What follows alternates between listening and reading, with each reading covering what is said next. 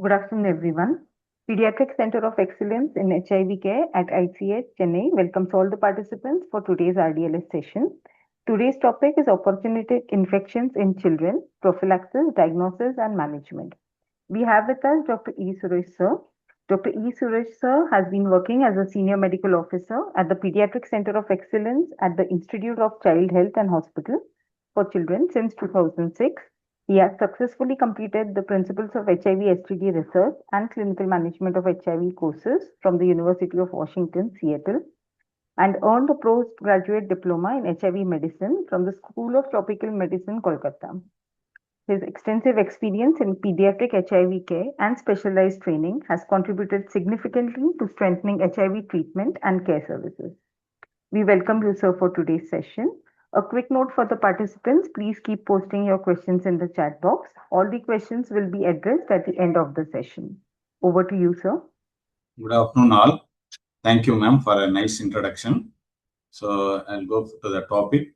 Today's topic is the opportunistic infections in children, prophylaxis, how to diagnose it, and the management. Next. So the main objective of this session is introduction to pediatric OAs and common comorbidities among CLHIV. What are the factors that influence the spectrum of opportunistic infections, and a syndromic approach to common OAs? It is a prophylaxis, diagnosis, and management. It's broadly classified into 4 major groups. One is the febrile syndrome, another one is the pulmonary syndrome, third one is the neurological syndrome, fourth one is the GI syndrome, and we will come across a different case scenarios. And also the last main thing is the national immunization schedule to be followed in the CLHAs. See, this in the opportunistic infection, main febrile symptomatology நிறைய இருக்கும். அதுக்கு அடுத்தது எத்தனை respiratory symptoms and syndrome நிறைய இருக்கும். அதுக்கப்புறம் neurological and கேஸ்ட்ரோஇன்டெஸ்டைனல். So the introduction is HIV-1 associated opportunistic infections encompass a myriad of life-threatening infections. It is a hallmark of immunosuppression, typically affect patients with low CD4 counts. Before the availability of potent ART regimen, OAs were the primary cause of death in children with HIV. Current ARV regimen suppresses viral replication, provides significant immune reconstitution, and have resulted in a substantial decrease in AIDS-related OAs and deaths in both adults and children. Evaluation and management of the most commonly encountered HIV-1 associated opportunistic infections. So இந்த HIV நோய் ஒருத்தருக்கு வந்துருச்சுன்னா அவங்க CD4 count கம்மியாகிறதுனால, உடம்புல இருக்கிற எதிர்ப்பு சக்தி கம்மியாகிறதுனால பல சந்தர்ப்பவாத நோய்கள், அதுதான் ஆப்பர்ச்சுனிஸ்டிக் இன்ஃபெக்ஷன்றாங்க. பல சந்தர்ப்பவாத நோய்கள் அவங்க இறக்க கூடுறதுக்கோ இல்லை அவங்களுடைய அன்றாட வாழ்க்கையை தடைப்படுறதுக்கான வாய்ப்புகள் உண்டு. ஸோ நம்ம அந்த ஹெச்ஐவி வைரஸை கண்ட்ரோல் பண்ணோம்னா அது வழியா CD4 கவுண்ட்டை இன்க்ரீஸ் பண்ணலாம், வைரலோட டிக்ரீஸ் பண்ணா நம்ம குட் குவாலிட்டி ஆஃப் லைஃப் பேஷண்ட்டுக்கு கொடுக்கலாம். இதே 2003-4 பிஃபோர் கவர்மெண்ட்ல 2004ல ART ரோல் அவுட் ஆச்சு. அதுக்கு முன்னாடி வரைக்கும் இந்த சந்தர்ப்பவாத நோய்கள்னால தான் நிறைய பேர் இறக்கிறதுக்கான வாய்ப்புகள் இருந்தது. ஸோ 2004ல ART கொடுக்க ஆரம்பிச்சதுல இருந்து இந்த சந்தர்ப்பவாத நோய்கள், ரொம்ப காம்ப்ளிகேட்டட் சந்தர்ப்பவாத நோய்கள் வர்றது கண்ட்ரோல் பண்ண முடிஞ்சது. இந்த ARV ரெஜிமென் என்ன பண்ணுது அப்படின்னா, நான் முதல்ல சொன்ன மாதிரியே அந்த வைரஸ் ஒரு நிமிடத்துக்கு பல வகையான வைரஸ் உருவாக்குற ஒரு சூழ்நிலையிலிருந்து கண்ட்ரோல் பண்றதும், ரெண்டாவது அவனுடைய எதிர்ப்பு சக்தி 1500 கம்மியாயிட்டே வந்திருக்கும் HIV வைரஸ்னால. இந்த CD4 கவுண்ட் பீரியாடிக்கலா கொஞ்சம் கொஞ்சமா இன்க்ரீஸ் ஆகிறதுனால எய்ட்ஸ் ரிலேட்டட் ஓஎஸோ இல்லை டெத்தோ இதுல ப்ரிவென்ட் பண்ணலாம். ஸோ இந்த சந்தர்ப்பவாத நோய்களை முக்கியமா கண்டுபிடிச்சி அதுக்கான கரெக்டான வைத்தியம் கொடுத்தாலோ இல்லை அது வராம தடுக்கிறதுக்காக ப்ரொஃபலாக்சிஸ் கொடுத்தோம்னா அவங்கள வந்து மார்பிடிட்டியும் மோர்டாலிட்டியில இருந்தும் தடுக்கலாம்.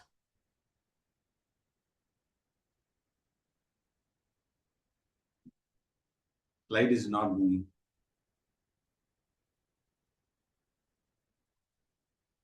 So you can click anywhere on the slide and then next. Yeah, it's moving. Why diagnosis of pediatric OA is important? Despite universal upscaling of ART services, prevention and treatment of OAs remain critical components of care for children with HIV. OA continue to be the presenting symptom of HIV among children whose HIV exposure status is unknown. For infants and children with known HIV, various barriers may hinder effective HIV treatment at risk of OA even in the ART era. That is inadequate medical care, lack of availability of suppressive ARV regimens in the face of extensive prior treatment and drug resistance and multifactorial adherence difficulties. The same barriers may impede provision of primary or secondary OA prophylaxis to infants and children. So இந்த slide பொறுத்த வரைக்கும் என்னன்னா குழந்தைங்களுக்கு வர சந்தர்ப்பவாதிக நோய்களை கண்டுபிடிக்கிறதோட முக்கியத்துவம் என்ன அப்படின்றது சொல்றாங்க. என்னதான் ஏஆர்டி நியூ ரெஜிமெண்ட்ஸ் வந்தாலும் இந்த சந்தர்ப்பவாத நோய்களை ப்ரிவென்ட் பண்ணலனா இல்ல கரெக்டா டயக்னோஸ் பண்ணி ட்ரீட்மெண்ட் பண்ணாதான் அந்த குழந்தையோட life expectancy quality of life நல்லா இருக்கும்னு சொல்றாங்க. சில குழந்தைங்களுக்கு வந்து இந்த ஓஏ தான் முதல்ல வந்து பிரசன்டிங் சிம்டமெட்டாலஜியாவே இருக்குது. ஸோ இது வந்து ஒரு காம்ப்ரிஹென்சிவ் கேர் கொடுத்தாதான் இந்த ஏஆர்டி ஈரால வந்து இந்த சந்தர்ப்பவாத நோய்களை டோட்டலா கண்ட்ரோல் பண்ண முடியும். So early diagnosis and proper referral and also the comprehensive care கொடுத்தாதான் அந்த குவாலிட்டி ஆஃப் லைஃப் வந்து நல்லா இருக்கும், டெத்தும் ப்ரிவென்ட் பண்ணலாம். ஸோ இந்தியாவில் பொறுத்த வரைக்கும் அதுவும் இந்தியாவில் வந்து அண்டர் 5 மோர்டாலிட்டி ரொம்ப அதிகம். அதுவும் வந்து less than 1 year less than 1 மந்த்ல வந்து நிமோனியானாலையும் நார்மல் குழந்தையே வந்து நிமோனியானாலும் டயரியா வயிற்றுப்போக்குனாலையும் இல்லை வந்து சத்து குறைவினாலையும் நிறைய குழந்தைங்களுக்கு காம்ப்ளிகேஷன்ஸ் வந்து இறக்கிறதுக்கான வாய்ப்புகள் உண்டு. இதே HIV கிருமி பாதிக்கப்பட்ட குழந்தை இருந்ததுன்னா இன்னும் அதோட வீரியம் அதிகமா இருந்து ஸோ இயர்லியரா நிமோனியா ப்ரெசன்ட் ஆகிறதுக்கும் வயிற்றுப்போக்கள் வந்தாலும் அது கண்ட்ரோல் பண்ண முடியாத ஒரு சூழ்நிலை போய் குழந்தைங்க இறக்க வேண்டிய சூழ்நிலைகள் இருக்கு. ஸோ அதனால வந்து இந்த ஓஏன்றது ரொம்ப முக்கியமானது. ஏஆர்டி ஸ்டார்ட் பண்ணாலும் ஓஏன்றது ரொம்ப முக்கியமானது. அது அடுத்த ஸ்லைடும் அதே தான். Why diagnosis of pediatric OA is important is concomitant OA prophylactic drugs, pill burden, suboptimal adherence, multiple drug interactions, decreased treatment efficacy, increased frequency of adverse events, then immune reconstitution inflammatory syndrome can complicate treatment of OAs when ART started or when optimization of failing regimen is attempted in patients with acute OA. Thus, prevention and treatment of OAs in children with HIV remain important even in the combination ART era. So இந்த குழந்தைங்களுக்கு வர சந்தர்ப்பவாதிகள் நோய் என்ன முக்கியம் அப்படின்னா நம்ம வந்து இந்த ஓஏ வராமல் இருக்கிறதுக்கு கோட்ரைமாக்சோல் கொடுக்குறோம், INH மாத்திரை கொடுக்கணும் டிபி வராமல் இருக்கிறதுக்கு. ஸோ இது வந்து அடிஷ்னல் ட்ரக் ஏஆர்டி சாப்பிட்றதோட கூட வந்து இந்த ப்ரொஃபலாக்சிக் ட்ரக் கொடுக்கறதுனாலையும் ரெண்டாவது வந்து மைக்ரோ நியூட்ரிஷன்ஸ் கொடுக்கறதுனால ரொம்ப கஷ்டம் குழந்தைங்களால நிறைய ட்ரக்ஸ் சாப்பிட வேண்டிய ஒரு பில் பேர்டன் இருக்கும். ஸோ அதனால வந்து ப்ரொஃபலாக்டிக் ட்ரக்னா ஒரு சிங்கிள் ட்ரக்லேயே முடிஞ்சிடும். ஃபார் எக்ஸாம்பிள் இப்போ நம்ம வந்து ஒழுங்காக அந்த பேஷண்ட்டை ட்ரேஸ் பண்ணி டிபிக்கான ப்ரொஃபலாக்சிஸ் கொடுக்காம இந்த லேட்டரான டிபின்னு லேண்ட் அப் ஆச்சுன்னா 4 drugs they have to take. So அதனால ஏஆர்டி சாப்பிட வேண்டிய அடியரன்ஸ் ரொம்ப கஷ்டமா இருக்கும். ரெண்டாவது வந்து ஒரு மாத்திரைக்கும் இன்னொரு மாத்திரைக்கும் இன்ட்ராக்ஷன்ஸ் ட்ரக் இன்ட்ராக்ஷன்ஸ் வர்றதுனால ஒரு மருந்து ஒழுங்கா செயல்படாத சூழ்நிலைகள் வரும். ஸோ ரெண்டாவது வந்து அட்வர்ஸ் ஈவெண்ட்ஸ் ஸோ இந்த மாதிரி அட்வர்ஸ் ஈவெண்ட்ஸ் வந்து ஏஆர்டினால வருது அட்வர்ஸ் ஈவெண்ட்ஸா இல்லை நம்ம ப்ரொஃபலாக்சிஸ்க்கு கொடுக்குற ட்ரக்னால வர அட்வர்ஸ் ஈவெண்ட்ஸான்னு நம்ம ஐடென்டிஃபை பண்ணணும். ஸோ ஃபார் எக்ஸாம்பிள் இப்போ வந்து கோட்ரைமாக்சோல் ட்ரக்னாலையும் அலர்ஜி வரலாம், ஐஎன்ஹெச் மருந்துனாலும் ரேஷஸ் வரலாம், இல்லைன்னா வந்து இப்போ சாப்பிட்ற டிஎல்டி ரேர் தான், பட் அக்கேஷனலாக ரேஷஸும் வரலாம். ஸோ அதனால தான் 1 by 1 ஸ்டார்ட் பண்ணுறது நல்லது. ஃபர்ஸ்ட் கோட்ரைமாக்சோல் ட்ரக் கொடுத்து அதில் ரேஷஸ் வருதான்னு பார்க்கணும், அடுத்து ஐஎன்ஹெச் கொடுத்துட்டு ரேஷஸ் வருதான்னு பார்த்துட்டு then we can start ART. நாலாவது முக்கியமான பாயிண்ட் இந்த இம்யூன் ரீகான்ஸ்டியூஷன் இன்ஃப்ளமேட்டரி சிண்ட்ரோம். ஒரு ஹெச்ஐவி கிருமி ஒருத்தருக்கு உடம்புக்குள்ள என்டர் ஆச்சுன்னா அவங்களுக்கு CD4 கவுண்ட் கம்மியாகும். CD4 கவுண்ட் கம்மியா இருக்கனால இன்ஃப்ளமேட்டரி ரியாக்ஷன்ஸ் எதுவுமே நடக்காதனால சில வியாதிகள் வெளியே தெரியாது, நல்லா நடந்து வருவாங்க குழந்தைங்க, எந்த பிரச்சனையும் இல்லாம இருப்பாங்க. ஆனா நம்ம வந்து ஏஆர்டி கொடுக்கறதுனால அவங்களுக்கு CD4 கவுண்ட் இம்ப்ரூவ் ஆகுறதுனால இன்ஃப்ளமேட்டரி ரியாக்ஷன்ஸ் வரும்போது அவங்களுக்கு வந்து உள்ள இடன் இன்ஃபெக்ஷன்ஸ் எல்லாம் வெளியே வரும். ஸோ இதை கண்ட்ரோல் பண்ணணும். ஸோ அதுக்கு வந்து நம்ம வந்து we have to educate the patient before starting ART. அப்புறம் இந்த மாதிரி ஒரு காம்ப்ளெக்ஸ் இருக்கு, ஐரிஸ் இருக்குன்றது we have to explain to the patient and start ART. So என்னதான் ஒரு பெட்டர் ட்ரக் ப்ரோக்ராம்ல இருந்தாலும் இந்த ஓஏ நம்ம வந்து ப்ரிவென்ட் பண்ணி கரெக்டா ட்ரீட் பண்ணலன்னா கண்டிப்பா இதை கண்ட்ரோல் பண்ண முடியாது. we can lose the patient. So what is OA? Opportunistic infections are infections caused by a microbial agent in the presence of compromised host immune system. ஒரு மனிதர்களுடைய எதிர்ப்பு சக்தி உள்ள இது வந்து காம்ப்ரமைஸ் ஆயிடுச்சுன்னா அப்போ வந்து ஒரு சாதாரண கிருமி கூட இன்ஃபெக்ஷனை உருவாக்கலாம். அதான் NEET and opportunity to infection. More aggressive complications and higher severity of infections may be seen. இப்போ நார்மலா ஒரு குழந்தைங்களுக்கு ஒரு வைரஸ் வந்து சில நார்மல் இருமல் சளியே உருவாக்கிட்டு போகலாம், பாக்டீரியாவே. ஆனா இதே வந்து அவங்களுக்கு எதிர்ப்பு சக்தி கம்மியா இருந்ததுன்னா சீரியஸ் பாக்டீரியல் இன்ஃபெக்ஷன் வரலாம், இல்ல காம்ப்ளெக்ஸ் ஆஃப் த டிசீஸ் வரலாம். ஸோ அதனால வந்து we have to identify early and treat it. Opportunistic malignancies are also seen in CLHIV. So அவங்களுக்கு வந்து லிக்கிமியா, லிம்போமா கூட மெலிக்னன்சிஸ், ஆப்பர்ச்சுனிஸ்டிக் மெலிக்னன்சிஸும் வரலாம். So what are the factors influence the spectrum of OA?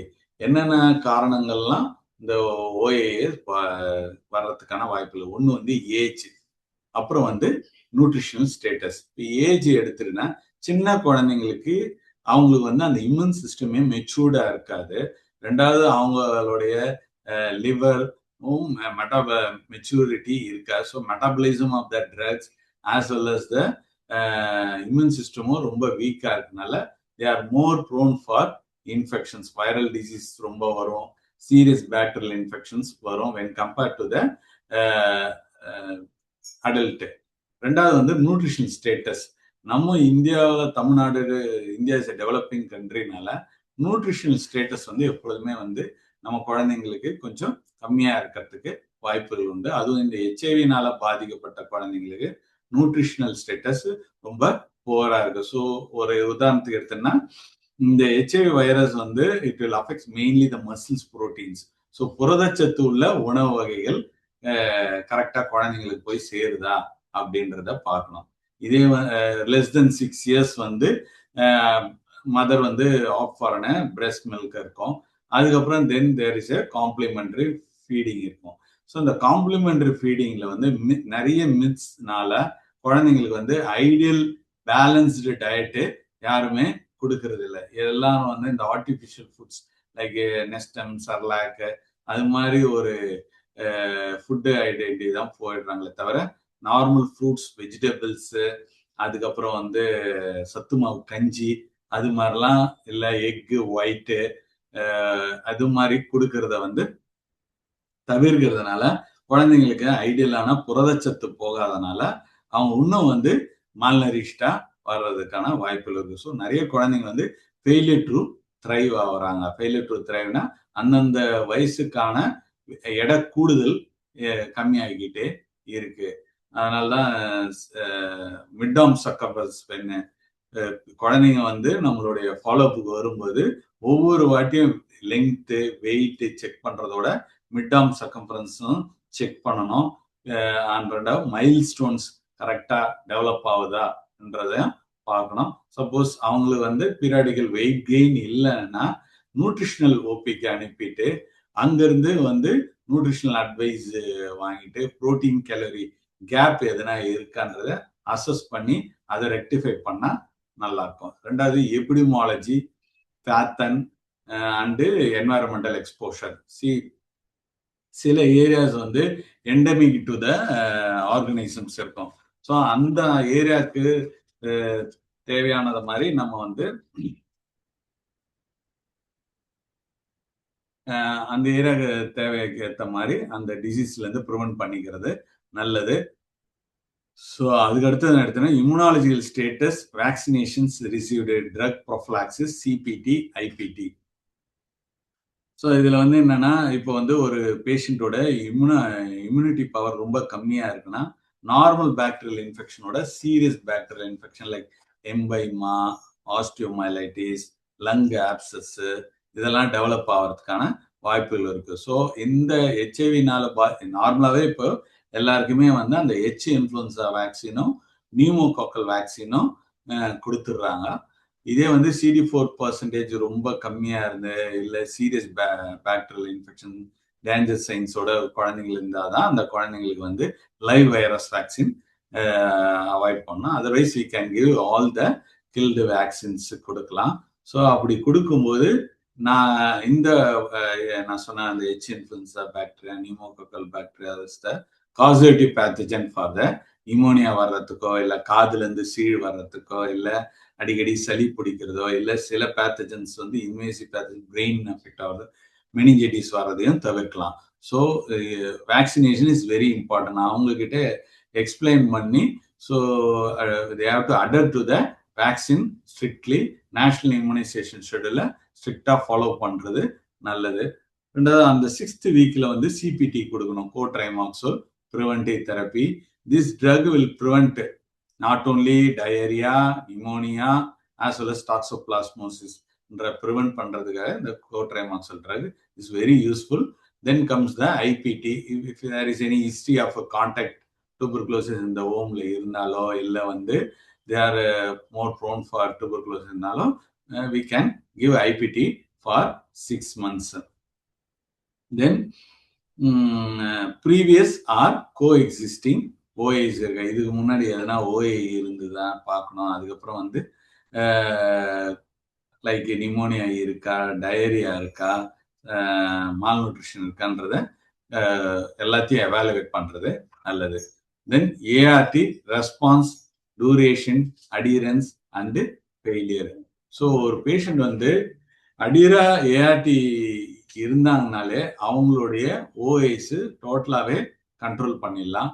ரெண்டாவது வந்து அவங்க ரொம்ப நாள் ஏஆர்டி சாப்பிட்டுட்டு இருந்தாலும் அந்த ஓஏ வந்து வர்றதுக்கான கண்ட்ரோல்லே இருக்கும். இதே ஃபெயிலியர் ஆகும்போது immunology, virological failure, immunological failure, clinical failure. நாங்கள் இந்த கிளினிக்கல் ஃபெயிலியர் அப்போ தான் இந்த நிறைய ஓஏஸ் வரும். ஸோ ஒரு பேஷண்ட் ஏஆர்டி ஆரம்பிக்கும் போது அதை வந்து சஸ்டெயின் பண்ணாங்கன்னா தான் they will be free from ஓஏஸ்ன்ற ஒரு பாயிண்ட்டை எவ்ரி கவுன்சிலிங்ல நம்ம வந்து அவங்களுக்கு ஸ்ட்ரெஸ் பண்ணணும். இல்லைன்னா they will get opportunistic infections. சில பேஷண்ட்ஸ் வந்து என்னதான் குட் அடியரன்ஸ் டு ஏஆர்டி இருந்தாலும் they will get some OAs. It doesn't shows that இது மாதிரி அவங்க வந்து அடையற இல்லை அப்படின்றதெல்லாம் இல்லை. ஓஏ ஏஆர்டி குட் அடியரன்ஸ் இருந்தாலும் சில ஓஏ வரத்துக்கான வாய்ப்புகள் உண்டு. Then what are the challenges?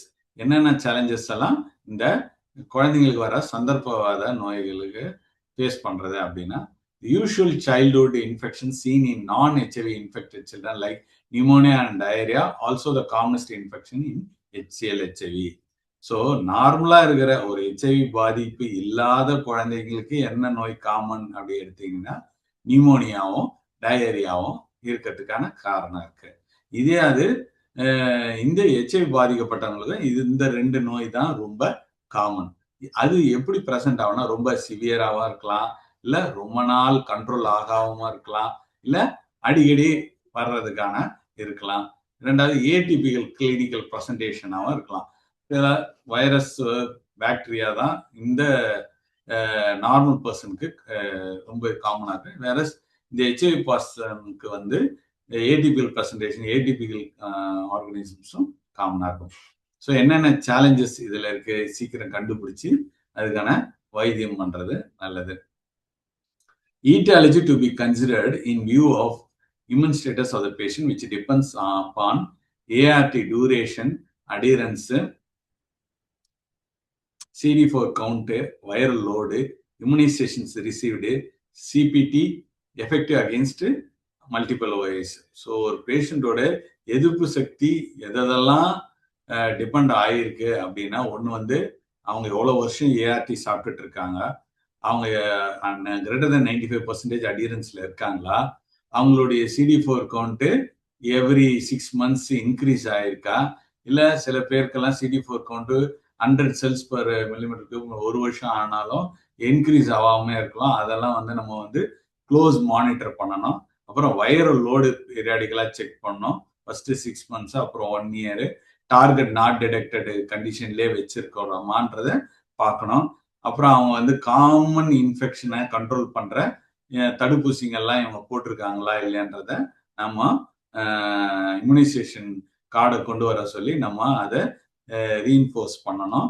அப்புறம் வந்து கோட்ரைமாக்சல் ப்ரோஃபிலாக்சிஸ்ன்றது ரொம்ப முக்கியன்றதை இன்சிஸ்ட் பண்ணி அவங்க 6வது வாரத்துலேருந்து குழந்தை வந்து 18ஆம் மாதம் வரைக்கும் சாப்பிடுதா இல்லையான்னு பார்க்கணும். இல்லை until rule out HIV infection, until the CD4 count more than 350 இருக்கிற வரைக்கும் அவங்க வந்து அடேர் ஆகுறாங்களான்றத பார்க்கணும்.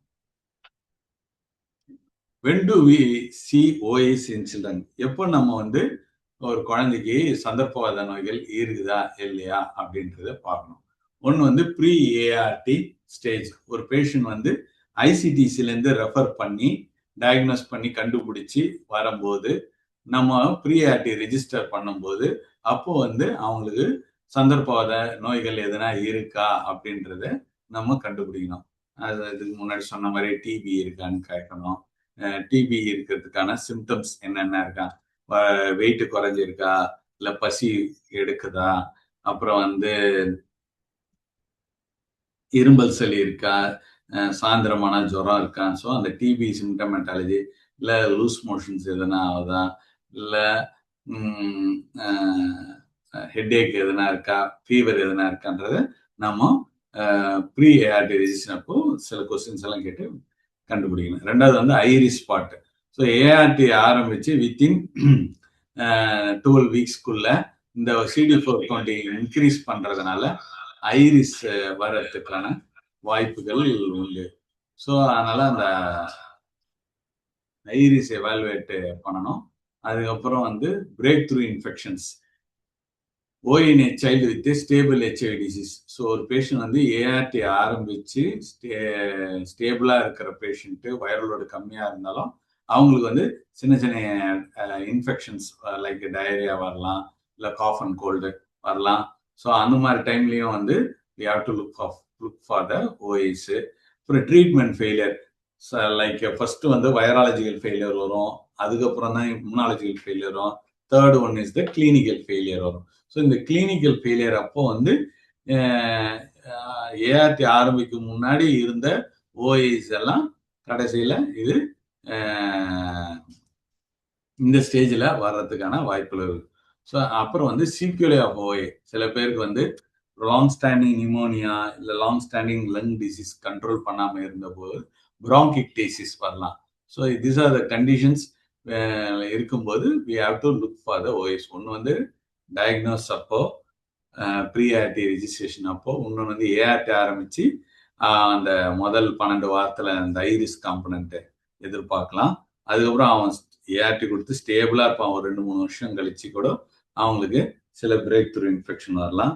இல்லை நல்லா இருந்து மாத்திரை பண்ணி கண்ட்ரோலில் இருந்துட்டு ஃபெயிலியர் ஆகும்போதும் வரலாம், இல்லை சீக்கிரலேயும் இருக்கலாம். ஸோ இப்போ வந்து நம்ம ப்ராடா இது வந்து முதல்ல வந்து ஜென்ரல் டாபிக்ஸ் படித்தோம். இப்போ வந்து மெயினாக வந்து ஒரு 4 மேஜர் டாபிக்ஸ் அப்படி இந்த 4 மேஜர் டாபிக்ல தான் இந்த குழந்தைங்களுக்கு சந்தர்ப்பாத நோய்களா வந்து பிரசன்ட் ஆகுது. ஒன்று வந்து ஃபெப்ரைல் சிண்ட்ரம், ஜுரத்தை வச்சு எப்படி கிளாஸிஃபை பண்றது, அப்புறம் பல்மரி ரெஸ்பிரேட்டரி சிம்டம்ஸ் வச்சு எப்படி கிளாஸிஃபை பண்றது, அப்புறம் வந்து நியூராலஜிக்கல் நரம்பு சம்பந்தமான இதை வச்சு, அப்புறம் கேஸ்ட்ரோஇன்டெஸ்டைனல் சிண்ட்ரோம். ஸோ இந்த 4 இதை மெயினாக வச்சு 1 by 1 நம்ம இதை பார்க்க போகிறோம். அதுக்கேற்ற மாதிரி நம்ம வந்து எப்படி நம்ம வந்து ஸ்க்ரீன் பண்ணி எப்போ நம்ம அந்த பேஷண்ட்ஸை ரெஃபர் பண்ணணும், எப்போ ஏஆர்டி சென்டர்லேயே நம்ம ட்ரீட் பண்ண போகிறோன்றதை தான் பார்க்கறது தான் இந்த சிண்ட்ரோமிக் அப்ரோச்ன்றது சொல்கிறார். ஸோ முதல் டாபிக் எடுத்துட்டுனா febrile syndrome. Most of the HIV patients ART ஆரம்பித்த பிறகு இந்த main symptom is the fever. So causes are often similar to that in HIV uninfected children. Clinical presentations is atypical and course is prolonged. Requires prompt diagnosis and intervention. ஒரு HIV இல்லாத குழந்தைங்களுக்கு எப்படியெல்லாம் காரணம் என்னெல்லாம் காரணம் இருக்கோ அதே மாதிரி தான் இந்த ஹெச்ஐவினால பாதிக்கப்பட்ட குழந்தைங்களுக்கும் ஜுரம் வரதுக்கான காரணம் இருக்கும். பட் என்ன ஒன்றுனா கிளினிக்கல் ப்ரெசன்டேஷன் வந்து டிப்பிக்கலாக இருக்கிறது வந்து ஏடிபிக்கலாக இருக்கும். ரெண்டாவது இது வந்து ப்ரொலாங்டு ரொம்ப நாள் இருக்கிறதா இருக்கலாம். ரெண்டாவது திருப்பி வர்றதுக்கான வாய்ப்புகள் உண்டு. ஸோ அதனால நம்ம வந்து கரெக்டாக டயக்னோஸ் பண்ணி கரெக்டான வைத்தியம் கொடுத்தோம்னா நம்ம வந்து கண்ட்ரோல் பண்ணலாம். ஸோ ஃபீவர் வந்து ஒரு பேஷண்ட்ஸ்க்கு வந்து ஒரு 7 நாளைக்கு கீழே இருக்கிறது வந்து நம்ம அக்யூட் அப்படின்றோம். ப்ரொலாங்டு அப்படின்னு எடுத்தோம்னா கிரேட்டர் தென் 7 days அப்படின்னு இருக்கலாம். With or without focus. Clinical examination remains the cornerstone. So ஒரு ஃபீவர் வந்து லாஸ்டிங் லெஸ் தென் 7 days அப்படி எடுத்தோம்னா ஒரு தமிழ்நாடுல எடுத்துக்கிட்டோம்னா viral fever is the most common. So viral ஃபீவர்னு எடுத்துட்டீங்கன்னா ஒரு ஹை கிரேட் ஃபீவர் இருக்கும். 3 days கண்டிப்பாக இருக்கிறதுக்கான வாய்ப்புகள் இருக்கு. ஸோ அந்த 3 daysக்கு மேலே இருந்ததுன்னா மேபி பேக்டீரியல் இன்ஃபெக்ஷனாக இருக்கலாம். ஸோ 3 days கீழே இருந்ததுன்னா வைரல் ஃபீவர், 3 days to 7 daysக்குள்ளே இருந்ததுன்னா பேக்டீரியல் ஃபீவராக இருக்கலாம். ஸோ கூட வந்து வேற லீடிங் கொஸ்டின்ஸ் கேட்கணும். காஃப் இருக்கான்னு கேட்கணும்.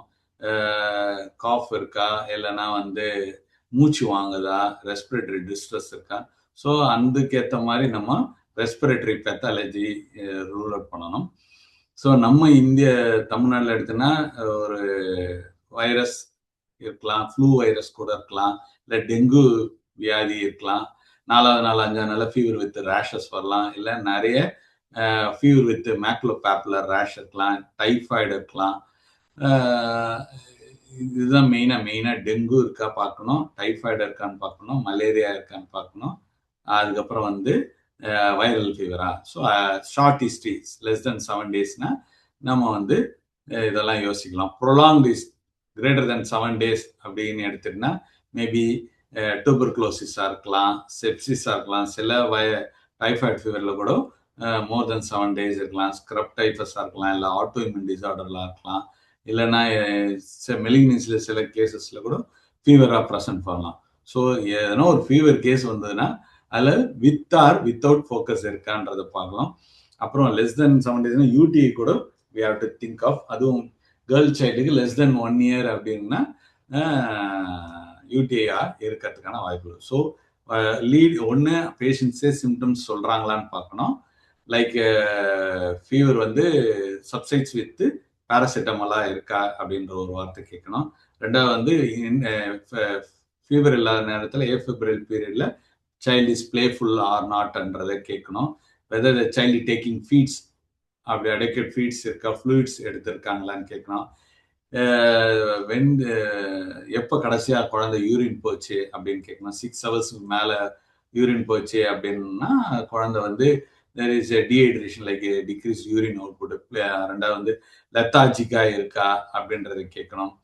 ரெண்டாவது வந்து இன்க்ரீஸ்டு ஃப்ரீக்வன்சி ஆஃப் யூரினேஷன் இருக்கு, இல்லை crying, pain or difficulty in urination. So UTI ரிலேட்டடாக இருக்கலாம், யூரினரி சிஸ்டம் ரிலேட்டடாக, இல்லை டயரியா மாதிரினா கேஸ்ட்ரோஇன்டெஸ்டைனல் சிஸ்டம்ஸ் இருக்கலாம். ஸோ ஃபீவர் வித் ரேஷா, இல்லை வெறும் ஃபீவரா, ஃபீவர் வித் ரெஸ்பிரேட்டரி சிம்டம்ஸா இல்லை ஃபீவர் வித் கேஸ்ட்ரோஇன்டெஸ்டினல் சிம்டம்ஸா அப்படின்றத வச்சு நம்ம வந்து we have to broadly classify the fever and அதுக்கேற்ற இன்வெஸ்டிகேஷன்ஸை ஆர்டர் பண்ணி நம்ம ட்ரீட் பண்ணோம். So as a ART medical officer நம்ம என்ன பண்ணணும்னா இதை வந்து ப்ராடாக திங்க் பண்ணி அதுக்கேற்ற மாதிரி we have to give the symptomatic treatment and refer the patients. இது நம்ம மெயினாக என்னன்னா 6 டேஞ்சர் சைன்ஸ் என்னென்ன அப்படின்றத பார்க்கணும். ஒன்று வந்து ஹை கிரேட் ஃபீவராக இருக்கு, இல்லைன்னா வந்து கன்வல்ஷன்ஸ் இருக்கு, இல்லை குழந்தை வந்து லெத்தாஜிக்கா இருக்கு, குழந்தை வந்து ஃபீடிங்கே ஒழுங்கா எடுத்துக்கல, குழந்தை ஒரு 6 மணி நேரம் யூரினே போல. These are the danger science. So இந்த மாதிரி குழந்தைங்கள நம்ம வந்து we have to refer to the pediatrician and we have to get an expert opinion. Fever, mild grade fever தான் இருக்கு, there is no respiratory distress இல்லை, only cough தான் இருக்கு அப்படின்னும் போது less than 7 daysனா ஏஆர்டி மெடிக்கல் ஆஃபீஸரே ட்ரீட்மெண்ட் பண்ணலாம். So these are the most common organisms like for the HIV infected persons. Common people Streptococcus pneumonia, H. influenza, Staphylococcus aureus, Salmonella, other gram-negative bacillia.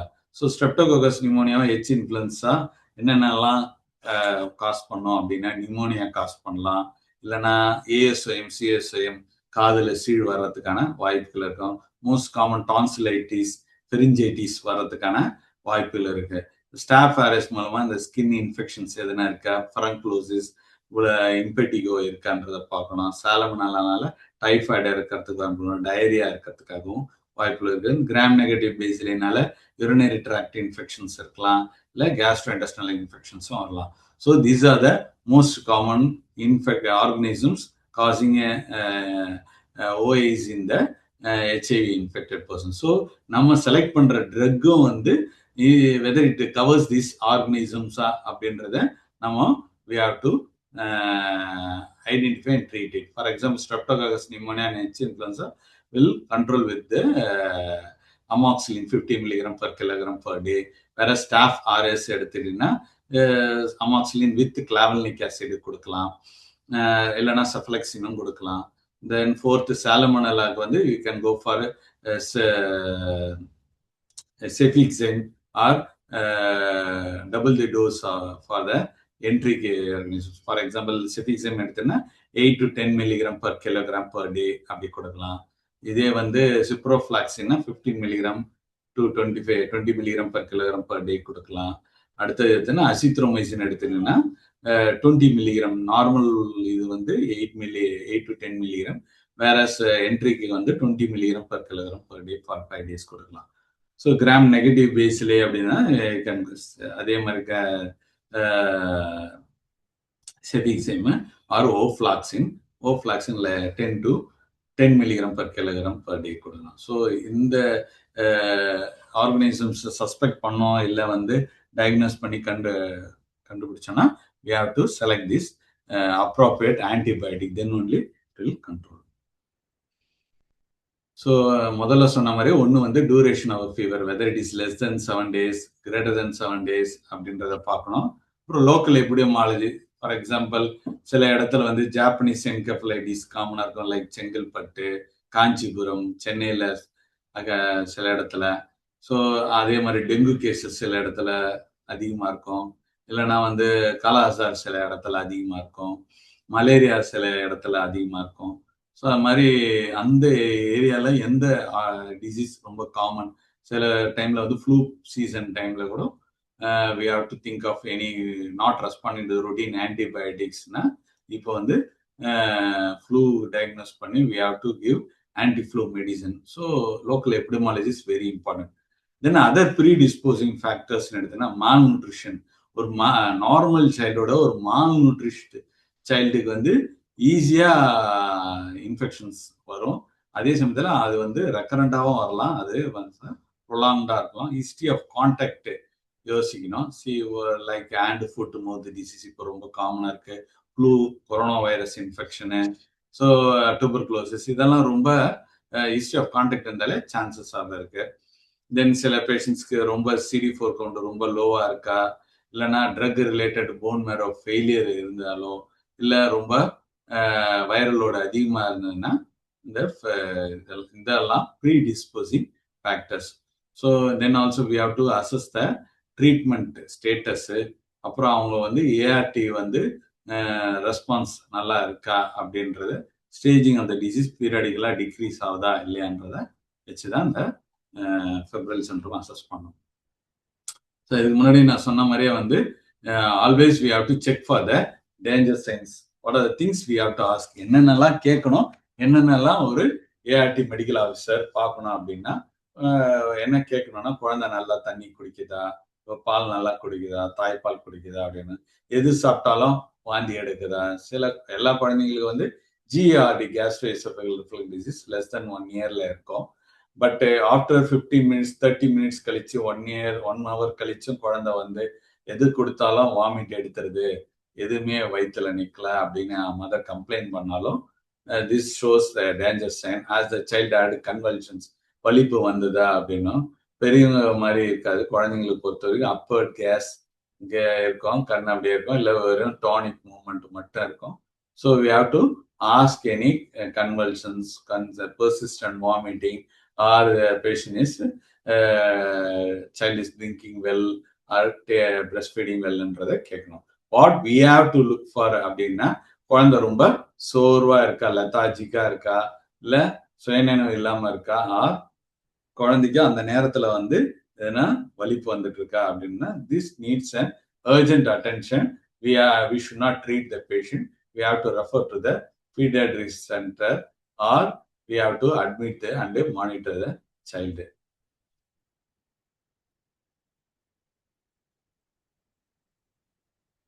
Then comes the second step is the duration of fever. நான் சொன்ன மாதிரி அந்த epidemiology, dengue, malaria, H1N1 or other, search for focus, respiratory symptoms எதுனா இருக்கா, GI symptoms எதுனா இருக்கா, CNS symptoms எதுனா இருக்கா, ear discharge இருக்கா, rashes இருக்கா, கரண்டா, இல்லை வித்தின் 3 months urinary symptoms எதுனா இருக்கா அப்படின்னு கேட்க. ஸோ அதுக்கேற்ற மாதிரி நம்ம வந்து ஃபோக்கஸ் ஆஃப் இன்ஃபெக்ஷனை கரெக்டாக டயக்னோஸ் பண்ணி நம்ம ட்ரீட்மெண்ட் பண்ணணும். இப்போ H1N1 வந்து ரொம்ப காமனாக இருக்கு. ஸோ அதுக்கான அசிட்டால்மிவேர் கொடுத்தோன்னா நம்ம வந்து கண்ட்ரோல் பண்ணலாம். Third step specific for CLHV is, does the child have painful skin lesions or painful joint swellings? So skin infections, example cellulitis, or complicated skin lesions like example purpura fulminans, DIC, vasculitis அப்படின்ற மாதிரி ஆகணும்.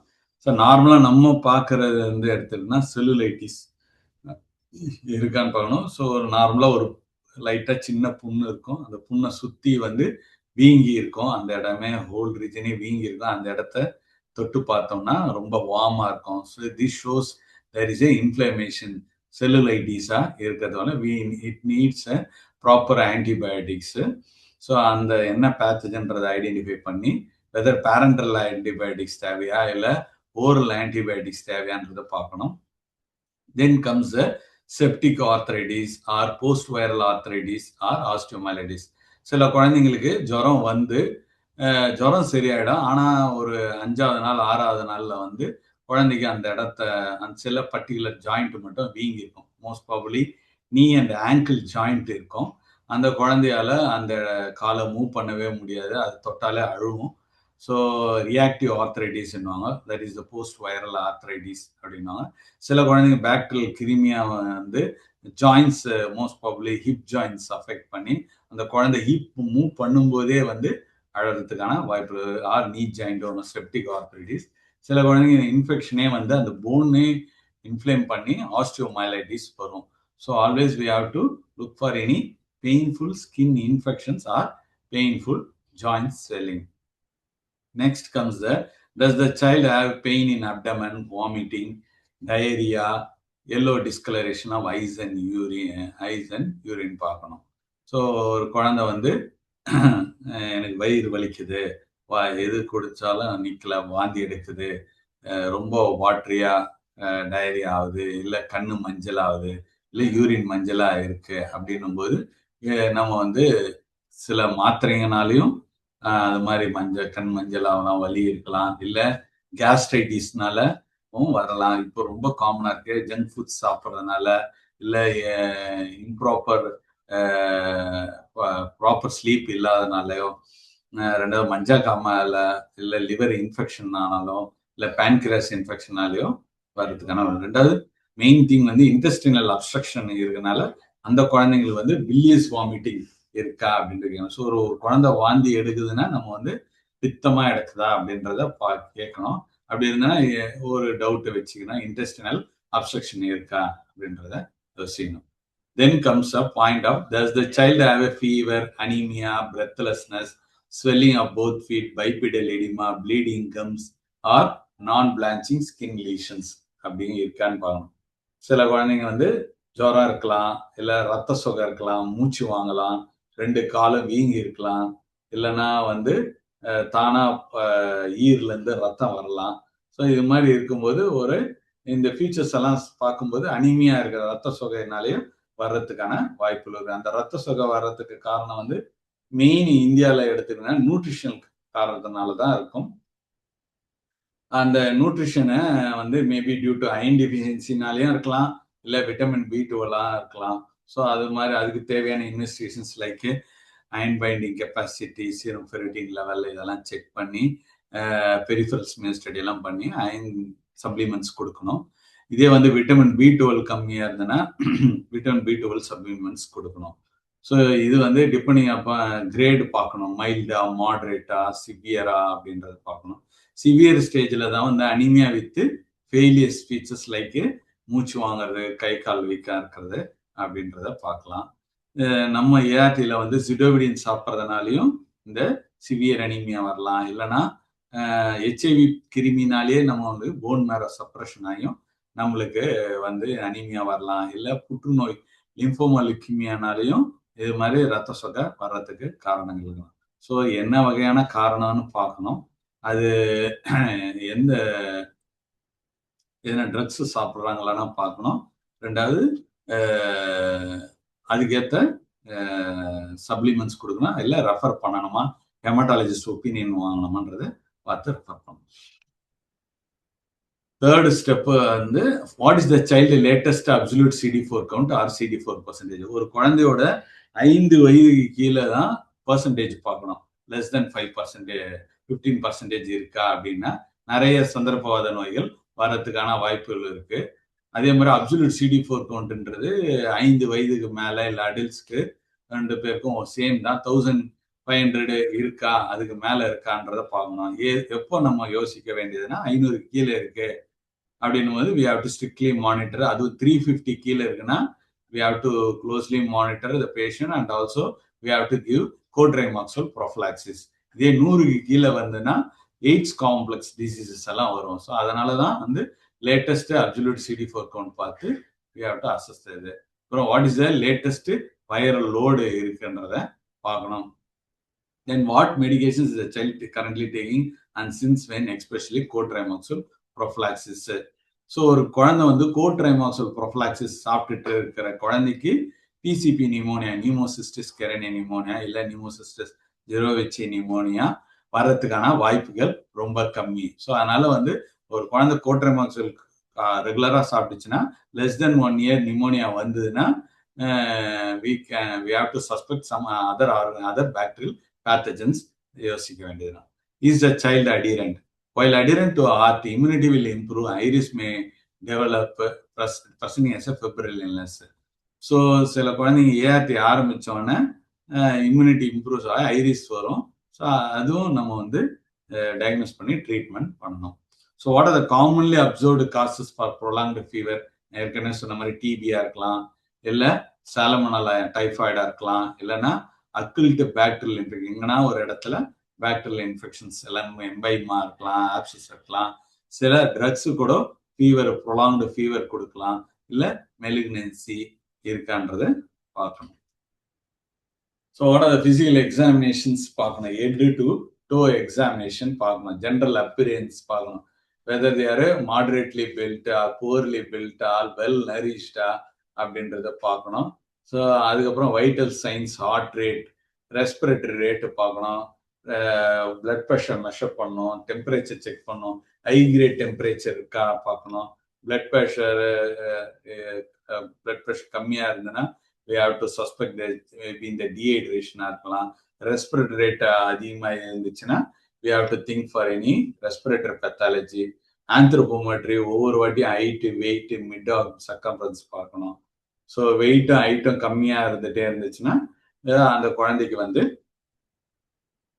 மால்நரிஷ்டாக இருக்குன்றத பார்க்கலாம். ரெண்டாவது இடன் infections ஏதோ இருக்கிறத பார்க்கலாம். ரெஸ்பிரேட்டரி டிஸ்ட்ரெஸ் இருக்கலான்னு பார்க்கலாம். சப்காஸ்டல் ரிட்ராக்ஷன்ஸ் இருக்கா, இல்லை இன்ட்ராகாஸ்டல் ரிட்ராக்ஷன்ஸ் இருக்கா, இல்லை accessory muscles of respiration use ஆகுதா இல்லைன்னு பார்க்கணும். Circulatory failure, capillary refilling time less than 2 seconds இருக்கா இல்லைன்றதை பார்க்கணும். Then general physical examination including ஸ்கின்ல எதனா டெர்மட்டாலஜிக்கல் மேனிஃபெஸ்டேஷன்ஸ் இருக்கான்றத பார்க்கணும். கண் ஃபண்டஸ் எக்ஸாமினேஷன் எல்லாருக்கும் பார்க்கணும்.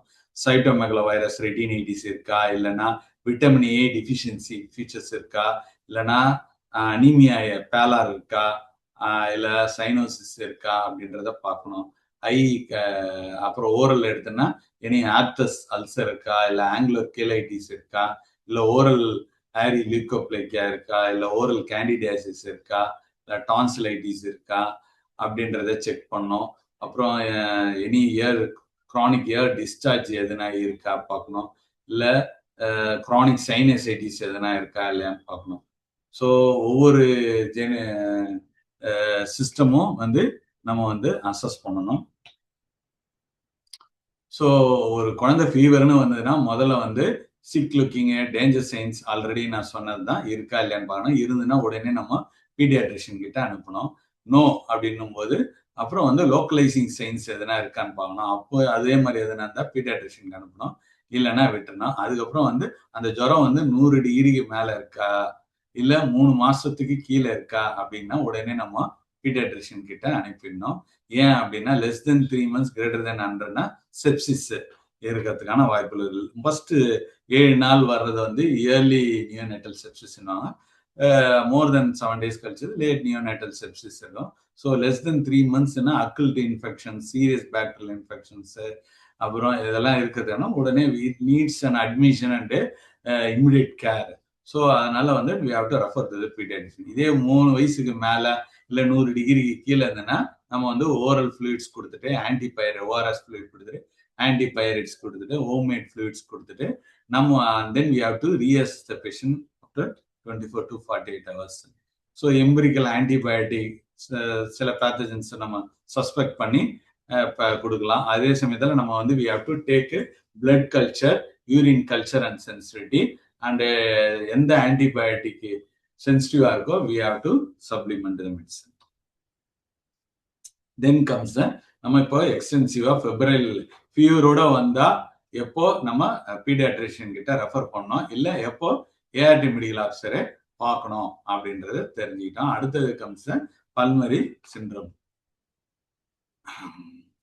ஸோ இப்போ முதல்லலாம் வந்து இந்த வேக்சின்ஸ் முன்னாடி, அதாவது H influenza vaccine, pneumococcal vaccine வரதுக்கு முன்னாடி வந்து ரொம்ப நிறைய cases recurrent tonsillitis, recurrent tonsillopharyngitis, otitis media, pneumonia வந்துட்டு இருந்தது. இப்போ வந்து due to cough hygiene and நிறைய வேக்சின்ஸ் ஏறானால நிறைய இந்த நிமோனியாஸ் அந்த ஆர்கனைசேஷன் மூலம் வர்றதை தடுக்கப்பட்டது. ஸோ எந்த ஒரு குழந்தை வந்து காஃப் ரொம்ப இருக்கு, ஃபாஸ்ட் பிரீதிங் இருக்கு, ஃபீவர் இருக்கு, சைனோசிஸ் இருக்கு, அந்த ஃபாஸ்ட் பிரீதிங் வந்து 2 மாசத்துக்கு கீழே 60க்கு மேல இருந்தாலோ, இல்லை 2 மாசத்துலேருந்து 1 வயசுக்கு கீழே 50க்கு மேல இருந்தோ, இல்லைன்னா 1 வயசுலேருந்து 5 வயசுக்கு மேல 40க்கு மேல இருந்ததுன்னா இந்த குழந்தைக்கு வந்து ஃபாஸ்ட் பிரீதிங் இருக்கு அப்படின்னு பார்க்கணும்.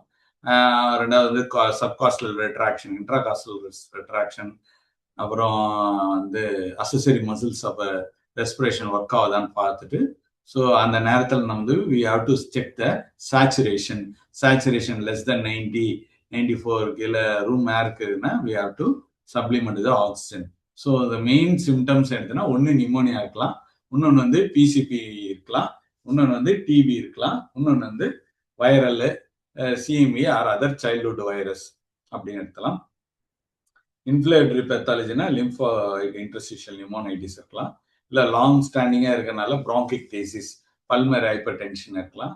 ரேர்லி வந்து fungal non specific interstitial pneumonia and Kaposi's sarcoma.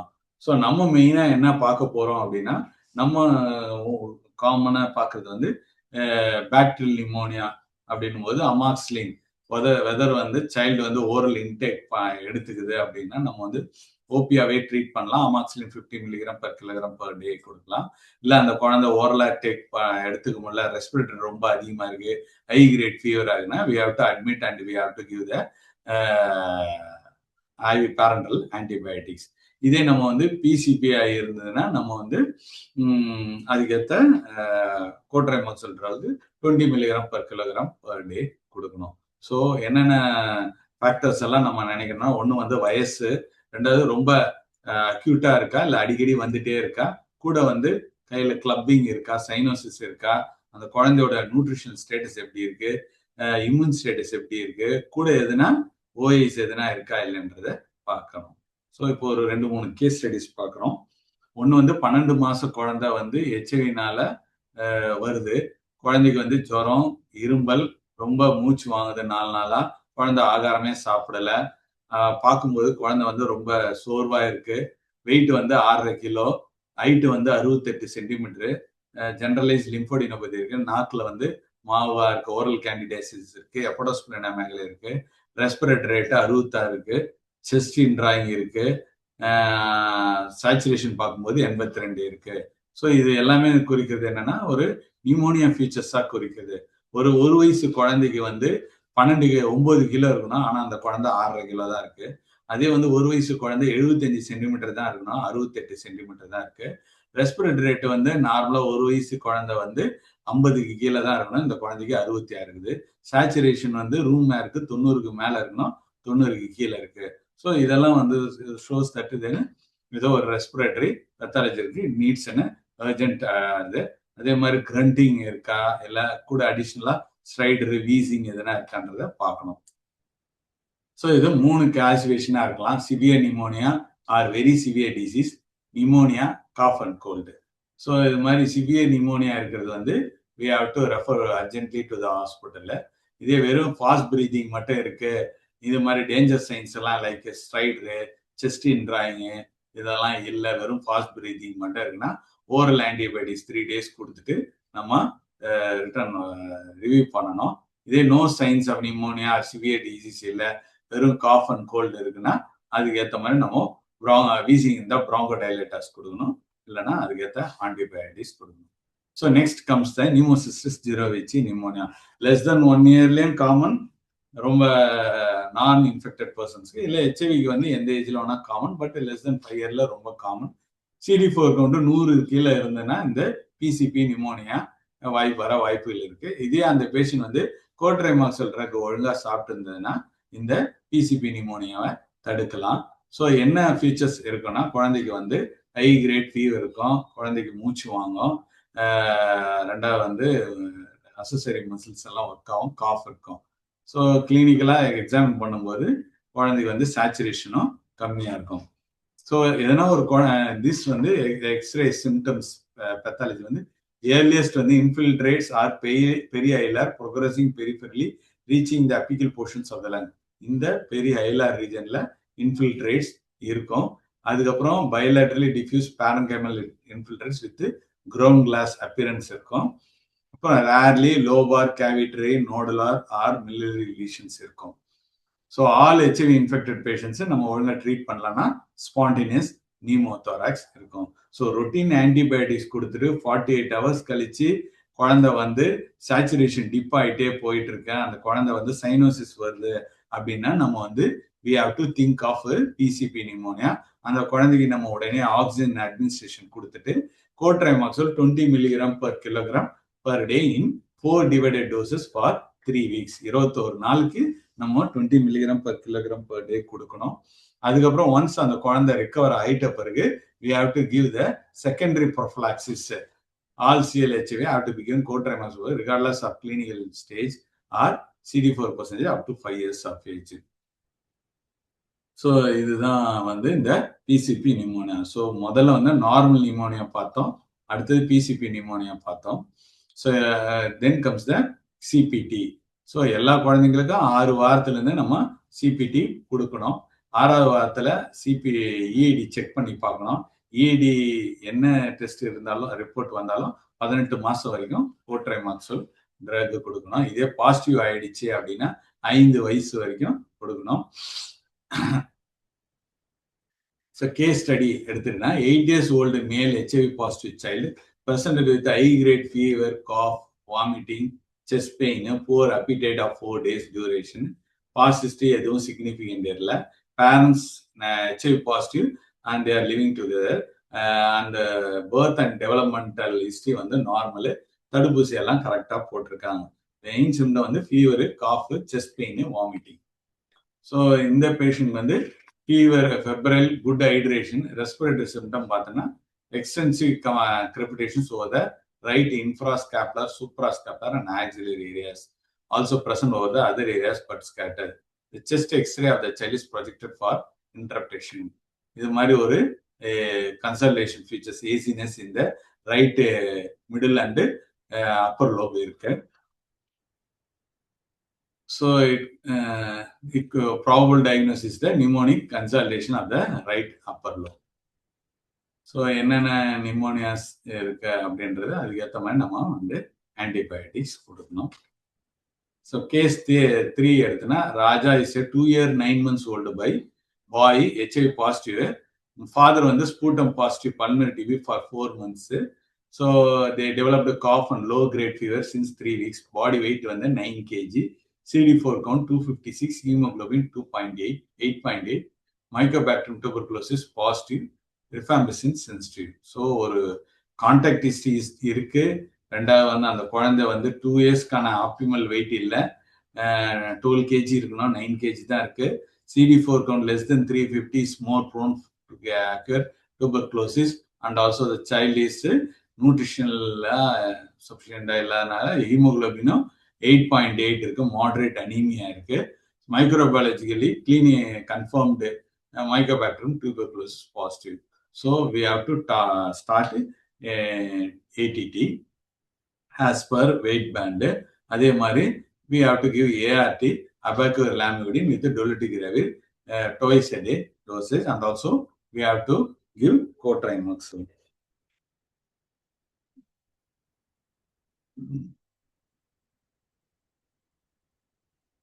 So HIV பர்சன்ஸ்க்கு வந்து என்னன்னா, extra pulmonary is the most common and miliary TB are common among younger children when compared to the HIV uninfected children.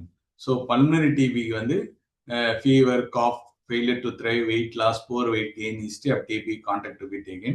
Extra pulmonary TB எடுத்துன்னா நம்ம தமிழ்நாட்டில் எடுத்துன்னா most common வந்து lymph node டிபியும் disseminated டிபியும் அந்த TB of the serosal layers வரத்துக்கான வாய்ப்புகள் இருக்கு. So always we have to do intensive case finding. Always we have to suspect tuberculosis in every visit. We have to ask for the 10 symptoms. CB net test பண்ணணும். So what are the differentiating features of lymphoid interstitial pneumonitis, miliary TB and PCP? So இது 3 தான் நம்ம மெயினாக பார்ப்போம். அதுலேயும் இந்த PCB தான் நம்ம ரொம்ப பிசிபி மில்லரி டிபி தான் ரொம்ப அதிகமாக பார்ப்போம். ஏஜ்னு எடுத்துட்டோம்னா பிசிபி வந்து ரொம்ப யங்கர் ஏஜில் எடுக்கும். மில்லரி டிபி எந்த ஏஜில் வேணா வரலாம். எல்ஏபிஸ் 5 years 7 years அது மாதிரி வரலாம். ஸோ இம்யூனோ சப்ரஷன் எடுத்தோம்னா மைல்டு டு அட்வான்ஸ்டு ஸ்டேஜில் லைக் ஸ்டேஜ் 4 அது மாதிரி டைமில் பார்க்கலாம். இது ஸ்டேஜ் 3, 4ல் இருக்கலாம், இது ஸ்டேஜ் 4ல் இருக்கலாம். ஸோ கிளினிக்கல் ஃபீச்சர்ஸில் LIP is more commonly present with chronic cough இருக்கும். இதே மில்லரி டிபியில் வெயிட் லாஸும் ஃபீவரும் அதிகமாக இருக்கும். பிசிபியில் வந்து ரெஸ்பிரேட்டரி டிஸ்ட்ரெஸ் இருக்கும். அந்த பேஷண்ட் வந்து சைனோசிஸ் வரதுக்கான வாய்ப்புகள் இருக்கு. இதே எல்ஏபியில் வந்து எக்ஸ்ரே ஃபைண்டிங் வந்து ரெட்டிகுலோனோடுலர் ஒப்பாசிட்டிஸ் இருக்கும், ஐலா லிம்ஃப் நோடிஸ் இருக்கும். இதே மில்லரி டிபியில் மில்லரி முட்டிலிங் இருக்கும். பிசிபியில் வந்து பெரிய ஐலார் டிஃப்யூஸ் இன்ஃபில்ட்ரேட்ஸ் இருக்கும். LAP is no response to antibodies, ATT, symptomatic treatment. Miliary TB, we have to give response to the ATT, whereas PCP respond to the cotrimoxazole, and if it not responds to the cotrimoxazole, we can add a prednisolone. So chronic respiratory pathology இருக்கும்போது child will lead to the bronchitis. So approach to a cough, whether it is a recurrent response to bronchodilator பார்க்கணும். If it is response to bronchodilator, it could be asthma, or highly reactive airway disease இருக்கலாம், இல்ல allergic aspergillosis இருக்கலாம். But bronchial asthma and HRAD is very common. No, it is not responding to bronchodilator. It could be recurrent pneumonia இருக்கலாம். We have to less than 1 foreign body யோசிக்கலாம், aspiration pneumonia யோசிக்கலாம். இதே persistent coughனா mainly pulmonary sputum பார்க்கணும். pulmonary TB na yes na pulmonary TB, no na we have to think of bronchiectasis and LAP. Then comes the neurological syndrome. Nowadays in the neurological syndrome ரொம்ப ART ஏரால ரொம்ப கம்மி ஆயிடுச்சு. whereas Februaryல pulmonary and GI syndrome தான் ரொம்ப காமனா இருந்தது. So இதுல நம்ம மெயினா எடுத்துக்கிட்டோம்னா acute bacterial meningitis, TB meningitis, cryptococcal meningitis, CNS toxoplasmosis, CMV retinitis and encephalitis, progressive multifocal leukoencephalitis. இதெல்லாம் எய்ட்ஸ் காம்ப்ளெக்ஸ் டிசீசஸ், ரொம்ப CD4 கவுண்ட் கம்மியா இருக்கிற பேஷண்ட்ஸ்க்கு இது வரும். ஸோ நாங்கள் ஆரம்பத்தில் ஏஆர்டி ஆரம்பித்த போது அப்போ ஒரு 3 to 4 yearsல இந்த கிரிப்டோகாக்கல் மெனிஞ்சைட்டிஸ் ரொம்ப காமனாக இருந்தது. இப்போ ஏஆர்டி ஏர்லியராக கண்டுபிடிச்சி, ஹெச்ஐவி ஏர்லியராக கண்டுபிடிச்சி கொடுக்கறதுனால இதை ரொம்ப ரேராக பார்க்க முடியுது.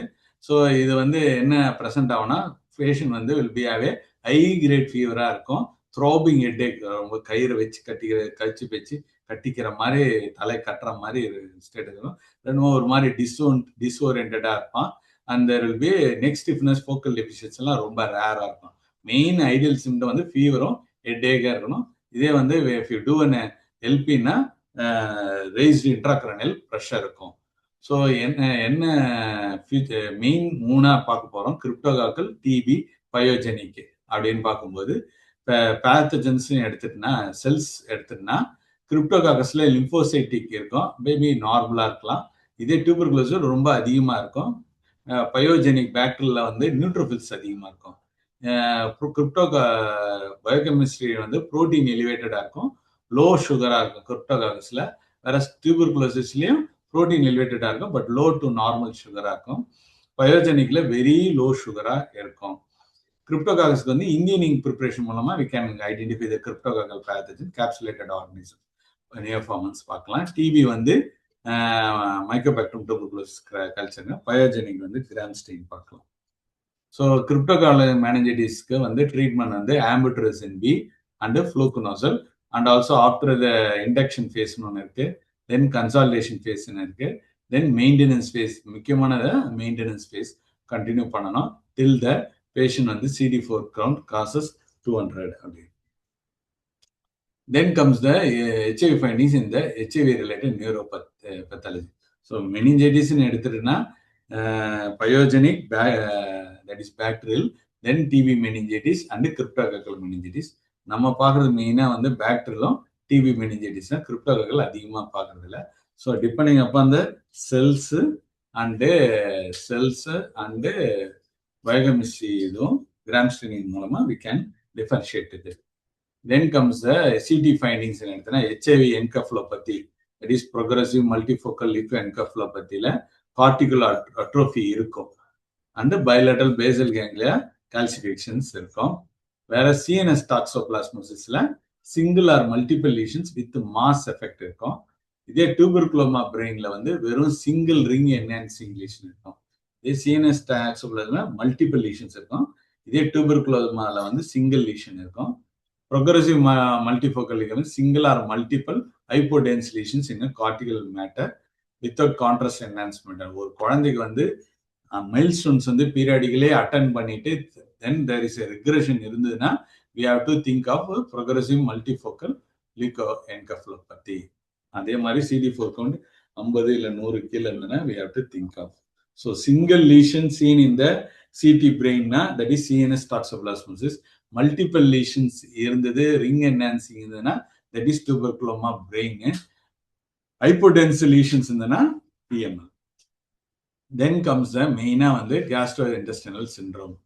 So case study 4 எடுத்துட்டேன்னா 2-year-old male diagnosed CLHI brought by a father with loose motion வந்து 2 மாசமா இருக்கு.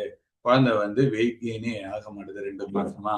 ஏற்கனவே அட்டன் பண்ண மைல்ஸ்டோன்ஸ் அந்தந்த மாசத்துக்கான மைல்ஸ்டோன்ஸ் எல்லாம் ரிகரஸ் ஆகுது அப்படின்னு அந்த குழந்தை வந்து 2 வயசுக்கு 12 கிலோ இருக்கணும், 6 கிலோ தான் இருக்கு. அந்த குழந்தையால வந்து ஒரு இடத்துல பிடிச்சிட்டு நிக்க முடியல. ஸோ சம் டீஹைட்ரேஷன் இருக்கு, சங்கன் ஐஸ் இருக்கு, ஜெனரலைஸ்டு லிம்போடினோபதி இருக்கு, அப்படி ஹெப்படோஸ்பிளெனோமெகாலி இருக்கு அப்படின்னா how to manage this child அப்படின்றத பார்க்கணும்.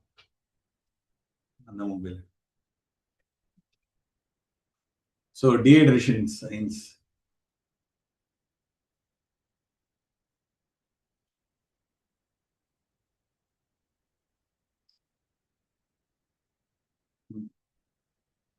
டீஹைட்ரேஷன் சைன்ஸ் பார்க்கணும். என்னென்னா மைல்டு டீஹைட்ரேஷனு, மாடரேட் டீஹைட்ரேஷனா, சிவியர் டீஹைட்ரேஷனான்னு பார்க்கணும். ஸோ மைல்டு டீஹைட்ரேஷன் எடுத்துக்கிட்டிங்கன்னா வந்து moderate severe வந்து it needs an admission, whereas mild dehydration we can treat in the home with ORS or homemade fluids எதனா கொடுத்து நம்ம கண்ட்ரோல் பண்ணணும். So always some no dehydration we can give fluids, zinc supplements and food to treat diarrhea. Advise mother when to return immediately, follow up in 5 days if not improving. Some dehydration எடுத்தனா குழந்தை வந்து ரெஸ்ட்லெஸ்ஸா இருக்கு, கண்ணு உள்ளுக்கா போயிருக்கு, சங்கர் நைஸா இருக்கு, குழந்தை தண்ணி கேட்டுட்டே இருக்கு, இல்லை ஸ்கின் பிஞ்ச் பண்ணி பார்த்தா ஸ்லோவா போகுது அப்படின்னா அந்த குழந்தைக்கு ஜிங்க் சப்ளிமெண்ட்ஸும் ஃபுட்டும் ஃப்ளூயிடும் கொடுக்கணும். இதே வந்து சிவியர் டீஹைட்ரேஷனா request admission, lethargy, unconscious, sunken eyes, not able to drink or drinking poorly, skin pinch goes back very slowly. So viral டயரியாவா இருக்கலாம், பாக்டீரியல் டயரியாவா இருக்கலாம், இல்லை புரோட்டோசோல் பேத்தஜன்ஸ்னாலையும் இருக்கலாம். ஸோ டீஹைட்ரேஷன் ரெக்டிஃபை பண்ணிட்டு நம்ம வந்து we have to give appropriate antibiotics. So இப்போ ஒரு குழந்தைக்கு வந்து பிளட் இன் த ஸ்டூல்ஸ் இருக்கு அப்படின்னா இட் குட் பி சாலமனலானால இருக்கலாம், இல்லைன்னா ஷிகலானால இருக்கலாம், கேம்பிளோபக்டர் ஜிஜினியா இருக்கலாம், என்டமோபைஸ்டிலாட்டிகால இருக்கலாம். So for that cases you have to give cefixime 8 to 10 milligram or ciprofloxacin 15 milligram per kilogram per day கொடுக்கலாம். இதே வந்து டயரியா வந்து லெஸ் தென் 1 year இருக்கு, வைரல் பேத்தஜன்ஸ்னாலேயும் இருக்கலாம், புரோட்டா வைரஸ், அடினோ வைரஸ்னாலே வரலாம். இதே வந்து சிவியர் இருக்கிறதுனாலையும் சிவியர் பேத்தஜன்ஸ் சிவியர் இருந்ததுன்னா we have to rule out the pathogens. So நான் சொன்ன மாதிரி வந்து புரோட்டோசோவா எடுத்துன்னா cryptosporidium, giardia, microsporidia, cyclospora, isospora, entamoeba histolytica. Bacteria எடுத்துன்னா E coli, salmonella, campylobacter, shigella. Viruses எடுத்துன்னா cytomegalo virus, adeno virus, HIV per se virus, அப்புறம் herpes simplex virus, rota virus. So இதெல்லாம் வந்து it needs an special strains. So less than 14 days வந்து acute diarrhoea, more than 14 days chronic diarrhea. So less than 14 daysனா symptomatic treatment with zinc supplements கொடுத்துட்டு கூட வந்து ரொட்டீனா cefixime இல்லைன்னா ciprofloxacin கொடுக்கணும். இதே கிரானிக் டயரியானா we have to think of இந்த மாதிரி ஸ்பெஷலைஸ் இதுவாக இருக்கலாம் அப்படின்றத பார்க்கணும். ஸோ இந்த மாதிரி பேஷண்ட்ஸ்க்கு வந்து நம்ம என்ன கொடுக்கணும் அப்படின்னா கோட்ரைமாக்சல் ஃபார் 10 days கொடுக்கணும், நெட்டாசாக்சைடு 3 days, add albendazole SOS. It covers the wide spectrum கிரிப்டோஸ்போராடா, ஐசோஸ்போரா, மைக்ரோஸ்போராடா, இந்த 3 பேத்தஜன்ஸையும் கண்ட்ரோல் பண்ணுவோம். இது வந்து நார்மல் ஸ்டெயின் யூஸ் பண்றது மூலமா இதை கண்டுபிடிக்க முடியாது. இந்த புரோட்டோசோல் பேத்தஜன்ஸ்க்கெல்லாம் we have to use a modified Ziehl-Neelsen staining. So main thing வந்து fever, respiratory, gastrointestinal and neural, இந்த 4 மெயின் சிம்டம்ஸோட தான் நம்மளுக்கு ப்ரெசென்ட் ஆகும். ஸோ எப்பப்பெல்லாம் ஏஆர்டி மெடிக்கல் ஆஃபீஸர் மட்டும் மேனேஜ் பண்ணலாம், எப்போ ரெஃபர் பண்ணன்றது இந்த செஷன் மூலமா உங்களால தெரிஞ்சுக்கும். ஸோ கிரானிக் டயரியா இருந்தாலோ இல்லை சிவியர் நிமோனியா இருந்தாலோ இல்லை ஹை கிரேட் ஃபீவர் இருந்தாலோ we have to refer to the pediatrician. Then comes the national immunization schedule. So we have to follow all the vaccines. So live virus vaccine மட்டும் CD4% less than 15 இருந்தாலோ we have to avoid. So key message அப்படின்னு எடுத்துட்டுனா age and ART are main determinants of OA prophylaxis. So certain age வந்து சில OAs common and அடியர் ஆகல ART கொடுக்க ரெகுலராக சாப்பிடலனாலும் OA is common. அப்புறம் TB is the most common OA like adults. So we have to give INH prophylaxis. If there is any history of contact of tuberculosis in a home, we have to give INH. Then diagnostic challenges main or respiratory distress, immediately we have to take X-ray chest, headache, chronic headache irukku அப்படின்னா we have to take a CT scan brain and differentiate toxoplasmosis and tuberculosis. Management may need a specialized skill and care. CTS prophylaxis is an important component of OA preference. So cotrimox எல்லாம் மறக்காம ஒவ்வொரு வாட்டியும் insist பண்ணி போட வச்சிருங்க. 350 கீழே இருக்கிற வரைக்கும் அந்த பேஷண்ட் வந்து கோட்ரைமாக்ஸல் சாப்பிடுதா இல்லையா அப்படின்றத பார்க்கணும். Because it prevents major disease like PCB pneumonia and toxoplasmosis. And நான் சொன்ன மாதிரி refer to paediatrician if you come across any danger science. This is the treatment guidelines. Thank you very much for your patience listening. If any questions, then I will kindly type it in the chat box. Thank you. Thank you so much, sir. So there are no questions in the chat box. We'll just give mic access for 5 minutes.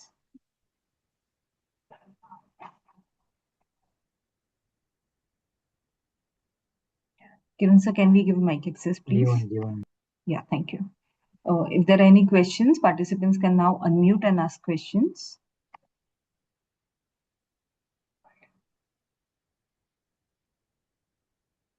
So I don't think there are any questions. Thank you so much for facilitating this important session.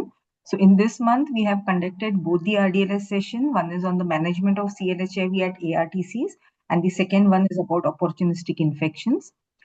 The PPT and the recorded link for this session will be circulated to all the ARTCs. Thank you for participating in this session, and thank you for the patient listening. We'll quickly run the feedback poll, requesting all the participants to attempt the feedback poll before they leave the session. Thank you, everyone. Thank you, sir. Thank you.